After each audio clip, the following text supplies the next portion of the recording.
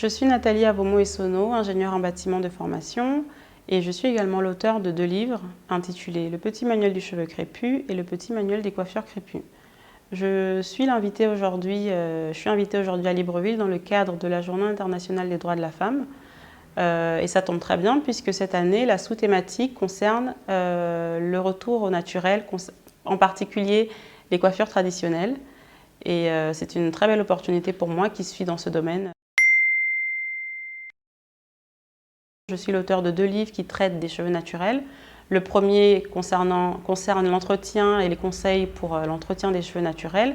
Et le second parle des coiffures. Donc avec la sous-thématique de cette année pour la Journée internationale des droits de la femme au Gabon, qui est le retour aux coiffures traditionnelles, je trouve que c'est totalement dans mon thème et dans ce que j'aborde dans mes livres.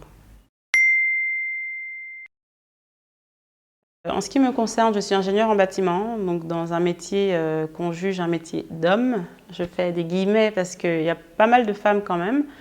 J'ai commencé mes études d'ingénieur il y a 10 ans et donc j'ai pu voir quand même au cours de cette dernière décennie des évolutions. J'ai pu voir dans mon travail de tous les jours, je côtoie quand même assez souvent des femmes.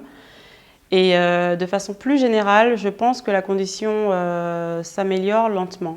Après, c'est vrai que parfois il y a des retours en arrière qui ne sont pas souhaitables, mais globalement, je pense qu'elle s'améliore timidement.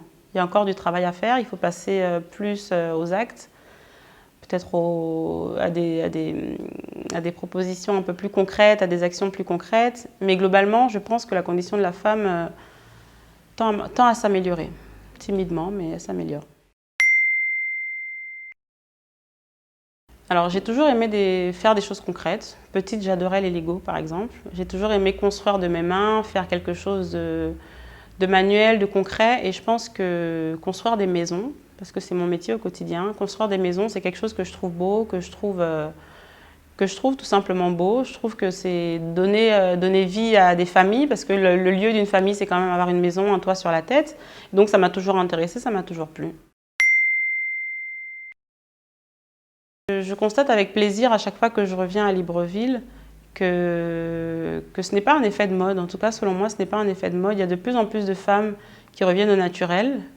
Et je trouve que c'est une excellente chose parce que ça montre qu'on commence à comprendre qu'on n'est pas des prisonnières de nos perruques, de nos tissages, de nos tresses. En tout cas, on apprend à s'occuper de nos cheveux. Je trouve que c'est une excellente chose. Alors effectivement, moi je ne peux qu'encourager mes homologues femmes à effectivement se lever pour leurs droits, à s'instruire, parce que je trouve que s'instruire c'est la base de tout. Quand on connaît ses droits, quand on connaît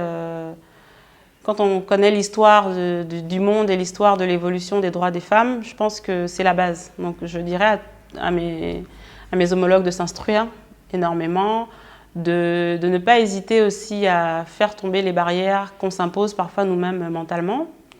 Concernant par exemple mon métier qui est un métier d'ingénieur en bâtiment, plusieurs personnes m'ont dit que c'était un métier d'homme, que ce n'était pas forcément quelque chose qu'il fallait faire, que ce n'était pas souhaitable, etc.